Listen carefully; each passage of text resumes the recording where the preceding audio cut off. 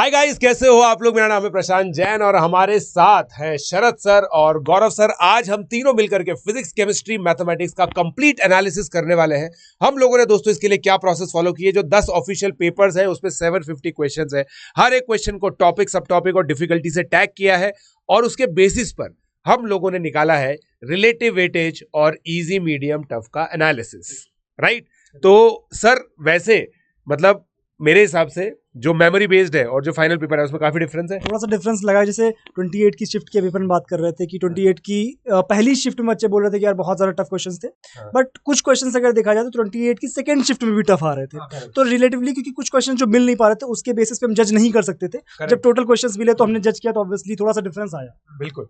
तो सर एक चीज बताइए कि मतलब इस जो ये जो एनालिसिस है, इस एनालिसिस का बच्चे जो अप्रैल में किस तरह से यूज कर सकते हैं? क्योंकि सर मेरे हिसाब से एनटीए ने एक पैटर्न सेट कर दिया है कि भाई साहब हम इसी लेवल के क्वेश्चंस पूछने वाले हैं और इन टॉपिक से पूछेंगे। तो आप अप्रैल का अगर पेपर देने जा रहे हो तो आपके लिए बहुत जरूरी है कि आप इस एनालिसिस को देखो और इसके हिसाब से ही तैयारी करो, क्योंकि भाई साहब ऐसे ही क्वेश्चंस उठ के आने वाले हैं, देख लेना। तो सर मैं मैथमेटिक्स स्टार्ट करता हूं, फिर केमिस्ट्री करते हैं, फिर फिजिक्स करते हैं। ठीक है। सो दोस्तों केमिस्ट्री से पहले मैथमेटिक्स चालू करते हैं। मैथमेटिक्स में देखिए चैप्टर वाइज है और शिफ्ट वाइज है।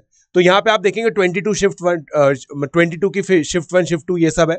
ये इसका जो पीडीएफ है ना वो भी हम लोग आपको दोस्तों बहुत ही जल्दी प्रोवाइड कर देंगे, डिस्क्रिप्शन में अवेलेबल होगा वैसे तो। ठीक है ना। तो अब आप देख लीजिए दोस्तों 3D ज्योमेट्री हर शिफ्ट में इसका क्वेश्चन है, हर एक शिफ्ट में टोटल मिला के 14 क्वेश्चन है, जबकि केवल स्ट्रेट लाइन इसके अंदर आता था।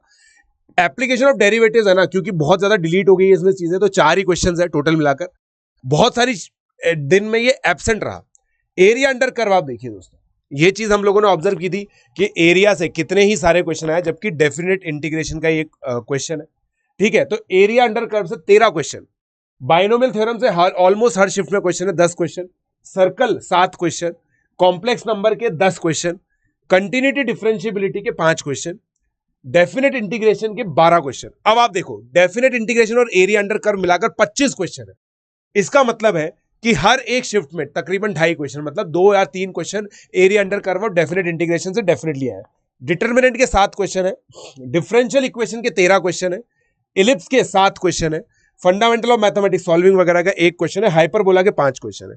तो इलिप्स और हाइपरबोला के 12 क्वेश्चन हो गए टोटल। इनडेफिनेट इंटीग्रेशन के 5 क्वेश्चन लो, तो भाई 25 question definite integration area under curve के हो रहे थे, उसमें 5 इनडेफिनेट के मिला लो, 30 हो गए। मतलब हर शिफ्ट में 3 क्वेश्चन इंटीग्रेशन है। इनवर्स ट्रिग्नोमेट्रिक फंक्शन के 7 क्वेश्चन है, लिमिट्स के 7 क्वेश्चन है, मैट्रिसेस के 12 क्वेश्चन है। तो डिटरमिनेंट और मैट्रिसेस मिला के 20 क्वेश्चन हो गए। तो हर पेपर में 2 क्वेश्चन हो गए। पैराबोला के 8 है। अब देखो 8 7 5, 8 7 5 क्या है? 8 पैराबोला, 7 इलिप्स, 5 हाइपरबोला, तो 20 क्वेश्चन इन सब के हो गए। तो इसका मतलब हो गया 2 क्वेश्चन पर पेपर कोनिक सेक्शन के। फिर प्रोबेबिलिटी के 10 क्वेश्चन है, हर शिफ्ट में ऑलमोस्ट एक, क्वाड्रेटिक 10 हर शिफ्ट में ऑलमोस्ट एक, रिलेशन फंक्शन 18 हर शिफ्ट में 2, सीक्वेंस एंड सीरीज 14। फिर सेट थ्योरी का केवल 1 क्वेश्चन था, सॉल्यूशन ऑफ ट्रायंगल का केवल 1 क्वेश्चन था, स्टैटिस्टिक्स के 6 क्वेश्चन, स्ट्रेट लाइन के 13, तो स्ट्रेट लाइन और सर्कल मिला के 13 + 7 20, तो 2 क्वेश्चन स्ट्रेट लाइन सर्कल। तो कोनिक मतलब पूरी कोऑर्डिनेट ज्योमेट्री के 4 क्वेश्चन हो गए पर पेपर।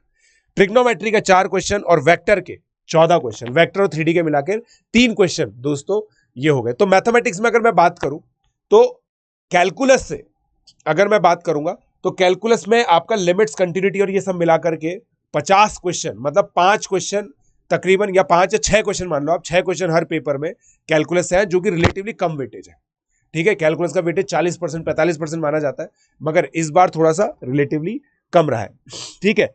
तो अब मैं बुलाना चाहूंगा गौरव सर को। गौरव सर बताइए कैसा रहा है हमारा केमिस्ट्री का पेपर। लाई सर। तो देखो भाई, केमिस्ट्री का पेपर एज एक्सपेक्टेड जो हमने पहले डिस्कस किया था कि किस तरह से मतलब डिवीजन रहने वाला है केमिस्ट्री में, कि ऑर्गेनिक केमिस्ट्री में लगभग 9 से 10 सवाल होंगे, फिजिकल केमिस्ट्री में लगभग 8 सवाल होंगे और सबसे कम इनऑर्गेनिक केमिस्ट्री में कुछ कुछ वैसा ही डिवीजन देखने को मिला। अगर आप देखो अल्कोहल, फेनॉल, ईथर्स की अगर हम कंबाइंड बात करें, 4 सवाल देखने को मिले भाई साहब, उतने सवाल देखने को नहीं मिले। खैर ये सब्जेक्टिव रहता है, क्योंकि कुछ रिएक्शंस हम सारे चैप्टर्स में कवर करते हैं, कुछ रिएक्शंस केवल इनमें कवर करते हैं।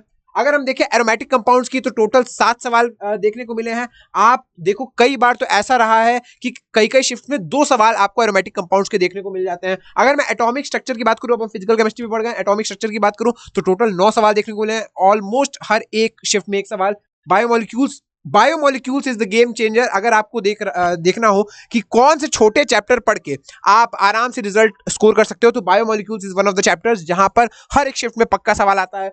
अगर आप देखो कार्बोनिल कंपाउंड्स, भाई साहब 23 सवाल, इस चैप्टर को हमने इतना डिटेल में किया था आपकी प्रयास सीरीज में, और 23 सवाल इससे आ चुके हैं। आप देख पा रहे हो हर शिफ्ट में ऑलमोस्ट 2 से 3 सवाल बने हैं। मतलब केमिकल बॉन्डिंग, कार्बोक्सिलिक एसिड देख रहे हो आप, 5-10 सवाल आए हैं। और अगर आप डिक्रीजिंग ऑर्डर में चले जाओ तो केमिकल इक्विलिब्रियम, केमिकल काइनेटिक्स, इनसे 12-13 सवाल। फिर कोऑर्डिनेशन केमिस्ट्री से भाई साहब बहुत सवाल आए हैं, देख लो 15 सवाल आए हैं। अगर आप देखो डी ब्लॉक एलिमेंट से, तो डी ब्लॉक एलिमेंट से मुझे थोड़ी और खासा उम्मीद थी कि यार एक से ज्यादा ही सवाल आने चाहिए थे, क्योंकि अगर आप 2024 का पेपर याद करो तो हर शिफ्ट में कोऑर्डिनेशन और आपका डी ब्लॉक एलिमेंट्स मिला के लगभग 3 सवाल दे रहा था, पर इस बार इसमें थोड़ी सी कटौती देखने को मिली है। इलेक्ट्रोकेमिस्ट्री से अगर आप देखो तो 14 सवाल आए हैं। अगर हम आगे बढ़े तो जनरल ऑर्गेनिक केमिस्ट्री, जीओसी, जो हमारा बहुत ही पसंदीदा टॉपिक होता है, हम एज्यूम करके चलते हैं कि भाई साहब इससे 2 सवाल आ जाएंगे। इस बार इससे थोड़ा सा कम वेटेज रहा है, 20 सवाल नहीं आए हैं, 14 ही सवाल आए हैं। हाइड्रोकार्बन को अगर हम देखें तो 10 सवाल आ गए हैं। आयोनिक इक्विलिब्रियम को देखें, जो हम पहले एज्यूम करके चलते थे कि भाई साहब इक्विलिब्रियम चैप्टर केमिकल और आयोनिक दोनों मिला के ही कंसिडर किया जाता है, ऐसा नहीं कि हम एक से मतलब आयोनिक से अलग सवाल दें, केमिकल से अलग सवाल दें। इस बार ऐसा देखने को मिला है कि केमिकल से अलग सवाल दिया गया है, आयोनिक इक्विलिब्रियम से अलग सवाल दिया गया है। तो ये थोड़ा सा पैटर्न में चेंज आया है। अगर हम देखें आइसोमेरिज्म की, तो एकदम खल्लासे आइसोमेरिज्म से भी सवाल आए हैं इस बार, जो कि बहुत ज्यादा हर बार नहीं पूछे जाते हैं। अगर हम देखें लिक्विड सॉल्यूशंस की, तो लिक्विड सॉल्यूशन से पक्का एक सवाल तो आपके हर शिफ्ट में बना ही बना है on an average. Mole concept और कंसंट्रेशन टर्म्स पर आपको बहुत ज्यादा स्ट्रेस दिया जाता है कि भाई साहब बहुत ही बेसिक चैप्टर है, और हर शिफ्ट में चाहे वो जेई एडवांस का पेपर हो, चाहे वो जेई मेन का पेपर हो, कोई भी पेपर बिना इस चैप्टर के पूरा होता ही नहीं है। अगर हम देखें नॉमेनक्लेचर वगैरह, नॉमेनक्लेचर जैसे हल्के टॉपिक से भी सवाल आए हैं, 5 सवाल आ गए हैं। और उसके बाद पी ब्लॉक एलिमेंट से तो सवाल आने ही आने थे, 8 सवाल आए हैं। पीओसी और पॉलीमर्स यानी कि प्रैक्टिकल ऑर्गेनिक केमिस्ट्री और पॉलीमर से भी, वैसे पॉलीमर्स सिलेबस में इंक्लूडेड नहीं था, तो एज सच उससे सवाल नहीं आया, पर एक सवाल उसमें थोड़ा सा रिलेटेड आया था। तो पीओसी और पॉलीमर से भी लगभग 6 सवाल आए हैं। क्वांटम नंबर से आया है भाई एक सवाल, ये भी थोड़ा सा शॉकिंग हमें इस बार देखने को मिला है कि क्वांटम नंबर से आमतौर पर सवाल पूछा नहीं जाता है, या अगर उससे पूछा जाता है तो उसको एटॉमिक स्ट्रक्चर में काउंट कर लिया जाता है, तो उससे अलग से एक सवाल देखने को मिला है। रिडॉक्स रिएक्शन से सवाल देखने को मिला है भाई साहब। सॉल्ट एनालिसिस, जिसपे जेई मेन पर जो फोकस बच्चे हैं बहुत ध्यान नहीं देते हैं, उस टॉपिक से भी 7 सवाल देखने को मिले। ये सब थोड़े से शॉकिंग ट्रेंड्स हैं, पर एक्सपेक्ट किया जा सकता था। अब अगर आप देखो थर्मोडायनेमिक्स और थर्मोकेमिस्ट्री का जो जलवा है वो अभी भी बरकरार है। थर्मोकेमिस्ट्री ऑलवेज ज्यादा स्कोरिंग रहा है, 7 सवाल आए हैं, जबकि थर्मोडायनेमिक्स से ऑब्वियसली कम सवाल आए हैं। तो इन टोटल जो आपको केमिस्ट्री में ट्रेंड देखने को मिला है वो वही मिला है जो हमने ऑलरेडी प्रेडिक्ट किया था कि ऑर्गेनिक थोड़ा सा ऑन हाई वेटेज रहेगा, फिजिकल और इनऑर्गेनिक मीडियम रहेगा। पर आपको ये बात ध्यान रखनी है कि जो ऑर्गेनिक में सवाल आए हैं उनमें भी फिजिकल केमिस्ट्री का उपयोग किया गया है, तो आपको फिजिकल केमिस्ट्री और इनऑर्गेनिक केमिस्ट्री को कहीं नेग्लेक्ट नहीं करना है उस चक्कर में, ठीक है। तो इसी के साथ अब हम शरद सर को इन्वाइट करते हैं ताकि वो फिजिक्स का वेटेज आपको सबको बताएं। फिजिक्स का भी ठीक है, तो स्टार्ट करते हैं फिजिक्स से। तो फिजिक्स में अगर सबसे पहले बात करें क्लास 12th के अल्टरनेटिंग करंट से, देखो यार कुछ चैप्टर्स ऐसे होते हैं जिससे हम प्रेडिक्ट कर पाते हैं कि भाई मेरे यहाँ से सवाल आने ही आने और यहाँ से ज़्यादा नंबर ऑफ सवाल आने। इस बार थोड़ा सा मुझे जेईई मेन के 2025 के जनवरी अटेम्प्ट में थोड़ा सा हल्का सा अलग पैटर्न देखने को मिला, बट देखते हैं एक बार। अल्टरनेटिंग करंट से हमारे पास टोटल 3 सवाल आए, जो कि हम प्रेडिक्ट करते भी कि अल्टरनेटिंग करंट और ईएम वेव से सवाल बढ़िया बनते ही बनते हैं। साथ ही साथ एटमिक और न्यूक्लियर, अगर एटम्स की बात कर रहे हैं तो एटम से 4 सवाल, जो कि हम बोलते हैं कि मॉडर्न फिजिक्स से बढ़िया नंबर ऑफ सवाल आते हैं, वो आए भी हैं। 4 सवाल यहाँ पर सीधे सीधे एटम से बन रहे हैं। उसके बाद बेसिक मैथमेटिकल टूल्स, ऑब्वियसली एक आध सवाल बनना ही बनना होता है वहां से, तो एक सवाल यहां से बना है। उसके बाद में अगर हम बात करें कैलोरीमेट्री की, कैलोरीमेट्री मतलब जो हीट में हमारे पास हम कैलकुलेट कर लेते हैं, तो हीट, उसके साथ में बहुत मैंने यहाँ पर चैप्टर्स को ना अलग अलग टॉपिक सब टॉपिक्स में भी डिवाइड कर दिया गया। कैलोरीमेट्री से अगर बात करें तो 2 सवाल यहाँ से भी बन गए। इसके बाद अगर कैपेसिटर की बात करें, कैपेसिटर कैलेंडरिटी, यहाँ से मैं हमेशा बोलता हूँ कि 1 से 2 सवाल डेफिनेटली बनता है। कैपेसिटर से टोटल 2 सवाल, यहाँ कैपेसिटर से टोटल 10 सवाल पूछे गए, मतलब एक सवाल हर शिफ्ट में तो बन ही बन गया यहाँ पर,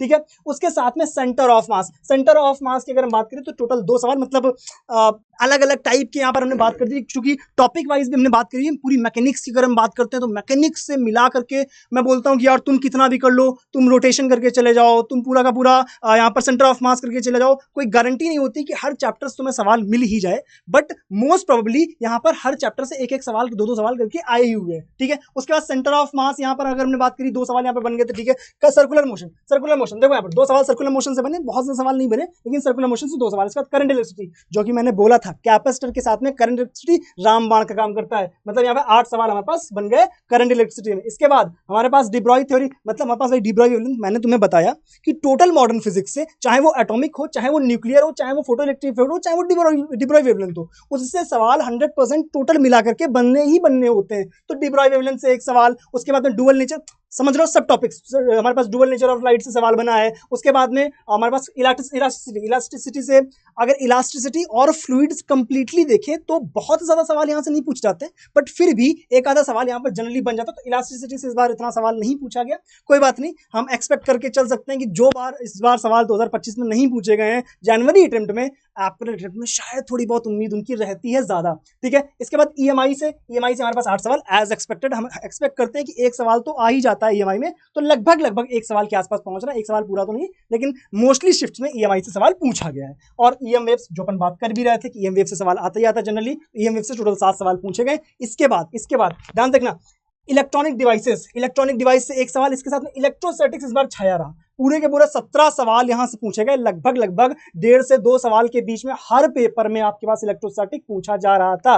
साथ ही साथ अगर हम एरर्स की बात करें, इस बार एरर से भी एक सवाल देखने को मिला था, जहां पे 77 वाला कुछ तो आंसर आया था, अगर आपको याद हो, ठीक है। इसके बाद में एक्सपेरिमेंटल फिजिक्स और हमारे पास फ्लूइड मैकेनिक्स से मिलाकर के 2 से 3 सवाल यहाँ पर बने हैं, ये हमारे पास रहा एक्सपेरिमेंटल फिजिक्स का, ठीक है साहब। इसके बाद में जो कुछ टॉपिक्स हमारे पास, फ्रिक्शन से हमारे पास एक सवाल बना, बहुत ज्यादा सवाल नहीं बने, मोस्टली सवाल जो बने थे इस बार के वो हमारे पास, अगर आपको याद हो, मैकेनिक्स में काइनेमैटिक्स से मोस्टली सवाल आ गए थे, याद हो अगर आपको, कैविटी प्रॉब्लम्स हो, चाहे वो प्रोजेक्टाइल मोशन के सवाल हो, बहुत ज्यादा सवाल वहां से बन गए थे। तो अपन जब बात कर रहे होते हैं ओवरऑल वेटेज में, तो मैकेनिक्स की बात जनरली करते हैं, तो इस वजह से यहाँ पर अगर किसी में वेटेज कम हुआ तो किसी में ज्यादा हो गया। इसी वजह से मैं हमेशा बोलता हूं कि टोटल ओवरऑल मैकेनिक्स को आप अनदेखा नहीं कर सकते हो कि पता नहीं वो कब दिमाग में उसका खराब हो जाए और कहां से सवाल पूछ दे, ठीक है। इसका ज्योमेट्रिकल ऑप्टिक्स से एज एक्सपेक्टेड लगभग एक सवाल हर पेपर में पूछा गया, टोटल 9 सवाल यहाँ पर बने।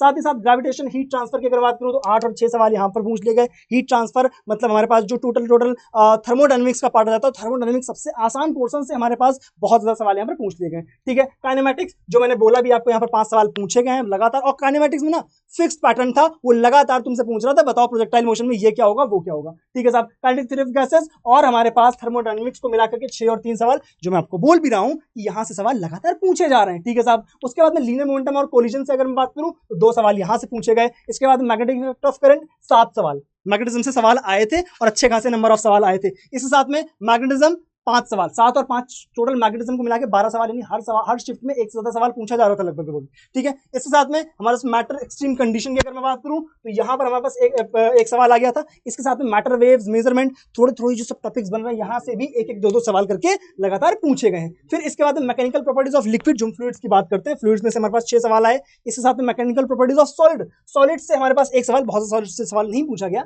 फिर मैकेनिकल वेव्स, मॉडर्न फिजिक्स और 1-2, मतलब जो कुछ यहाँ पे सब टॉपिक्स भी हमने यहाँ से निकाल लिए, उसमें से भी 1 और 7 सवाल यहाँ पर पूछे गए हैं। तो काफी हद तक जो पैटर्न था वो सेट भी था, कुछ चीजों में सेट रहा। मॉडर्न फिजिक्स की बात करूं, चाहे इलेक्ट्रोस्टैटिक्स की बात करूं, बट मैकेनिक्स में जो बात फिक्स थी कि यार यहां से नंबर ऑफ सवाल इतने फिक्स नहीं होते हैं, वहां पर टोटल ओवरऑल हमसे बात करिए कि यार मैकेनिक्स से सवाल तो आ ही है। तो ये था हमारा फिजिक्स का पैटर्न। अब हम चलते हैं आगे, ठीक है साहब।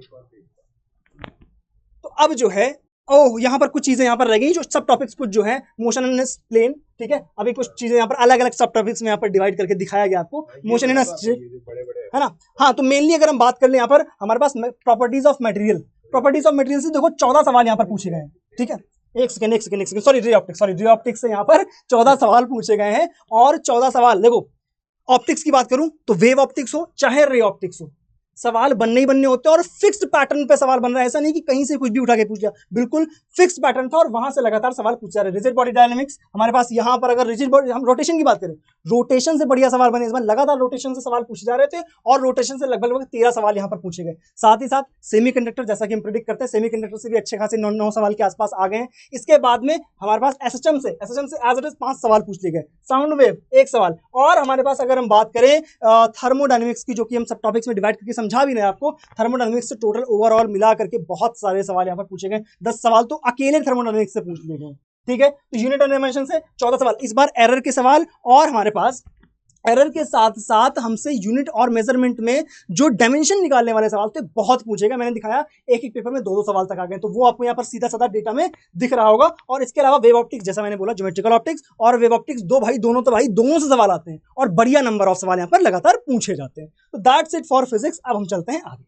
ठीक है साहब। सर अब मैं बताता हूँ, ये बेसिकली देखिए, अब ये है डिफिकल्टी एनालिसिस। अगर अब हम देखें ना, बच्चे बहुत लगातार सर बोल रहे थे कौन से क्वेश्चन टफ है, तो केवल टफनेस की हम बात करते हैं।